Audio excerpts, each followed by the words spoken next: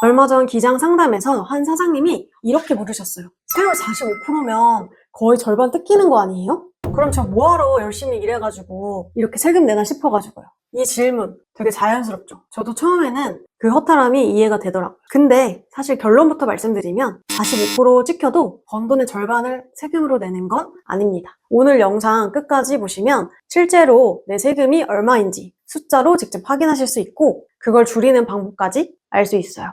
소득세는 번 돈 전체의 세율을 곱하는 구조가 아니에요. 구간별로 나눠서 계산하는 누진세율이에요. 예를 들어 과세소득이 1억 원이라고 해볼게요. 1억 전체의 35%가 붙는 게 아니에요. 구간별로 이렇게 나뉩니다. 1,400만 원까지는 6%, 1,400만 원에서 5천만 원까지는 15%, 5천만 원에서 8,800만 원까지는 24%, 8,800만 원에서 1억까지는 35%. 맨 위 구간인 8,800에서 1억, 그 1,200만 원에만 35%가 적용되는 거예요. 그래서 1억 곱하기 35% 이렇게 단순하게 계산하시면 절대 안 됩니다. 그럼 실제로 얼마냐? 숫자로 직접 보여드릴게요. 과세소득 1억 기준으로 계산해볼게요. 1,400만 원 곱하기 6%, 3,600만 원 곱하기 15%, 3,800만 원 곱하기 24%, 1,200만 원 곱하기 35%. 다 더하면 1,956만 원이에요. 1억 보셨는데 세금은 약 1,956만 원. 실효세율로 따지면 19.5%예요. 이것도 많긴 하지만 과세소득 5천만 원이면 실효세율 약 13%, 2억이면 약 28% 수준이에요. 세율 구간이 높다고 전부 그 세율로 내는 게 아니라는 거. 이제 숫자로 좀 보이시죠? 그럼 이걸 어떻게 줄이냐? 연말 되면 사장님들 이런 질문 하세요. 세율 구간 내려가려면 뭐 사야 돼요? 근데 세금은 쇼핑으로 줄이는 게 아니고 구조로 관리하는 거예요. 대표적인 방법 3가지만 말씀드릴게요. 첫 번째, 가족급여 활용이에요. 사업소득이 사장님 한 명한테 몰려있으면 세율 구간이 올라가요.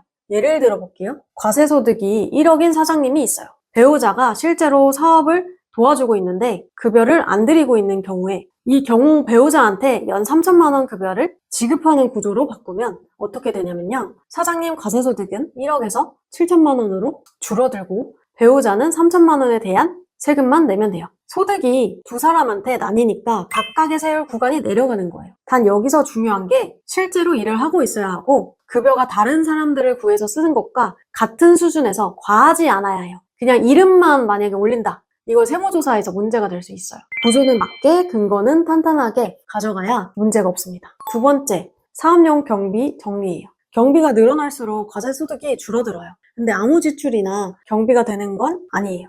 적격쟁빙을 잘 챙겨야 해요. 부가세 아깝다고 물건 사입할 때 현금으로 간이 영수증만 받는다던가 현금 영수증을 사업자 번호로 지출 증빙용으로 발행받지 않고 전화번호로 소득공제용으로 발행받는다던가 이런 경우가 생각보다 굉장히 많아요. 이렇게 하면 경비 자체가 안 잡힐 수 있습니다. 그리고 적격쟁빙을 잘 챙겼다고 하더라도 사업이랑 관련된 차량 유지비, 통신비, 교육비, 업무용 장비 이런 것들이 누락된 채로 신고되는 경우도 있어요. 숫자로 볼게요. 월 50만 원씩 사업과 관련된 경비가 빠져 있으면 1년이면 600만 원이거든요. 세율 24% 구간 사장님이라면 이것만으로 144만 원 이만큼 세금이 차이가 나요. 그냥 날리고 있는 거예요. 근데 솔직히 말씀드리면 바쁘게 사업하시면서 1년 내내 지출 하나하나 정리하는 건 현실적으로 쉽지 않으시잖아요. 저도 알아요. 그래서 저희가 있는 거예요. 매달 정리해드리고 빠진 경비 없는지 제가 먼저 확인해서 챙겨드리는 게 기장의 역할이에요. 처음부터 구조를 잡아드리는 거예요. 근데 여기서 그럼 무조건 세무사 맡기는 게 답이냐? 맡기면 오히려 손해인 케이스도 있어요. 제가 따로 영상 만들어뒀는데 이 영상 끝나고 바로 보시면 도움 되실 거예요. 링크 아래 달아드릴게요. 세 번째, 법인 전환 타이밍이에요. 개인 사업자로 계속 가다 보면 어느 순간 세금이 확 올라가는 시점이 와요. 과세소득이 올라갈수록 소득세율이 같이 올라가는 구조니까. 이때 법인으로 전환하면 뭐가 달라지냐면요. 법인세율은 소득세율보다 훨씬 낮아요. 과세소득 2억 기준으로 개인이면 소득세 최고세율 38%대, 법인이면 법인세 9%에서 19%, 이 수준이에요. 근데 무조건 법인 전환이 유리한 건 아니니까 전환 비용도 있고 사장님 생활비를 어떻게 가져가느냐에 따라서 또 이런 문제도 한번 같이 봐야 돼요. 근데 전환 시점을 너무 늦게 잡으면 그동안 세금을 더 낸 거고 너무 빨리 잡으면 오히려 번거로움만 생기는 경우도 있거든요.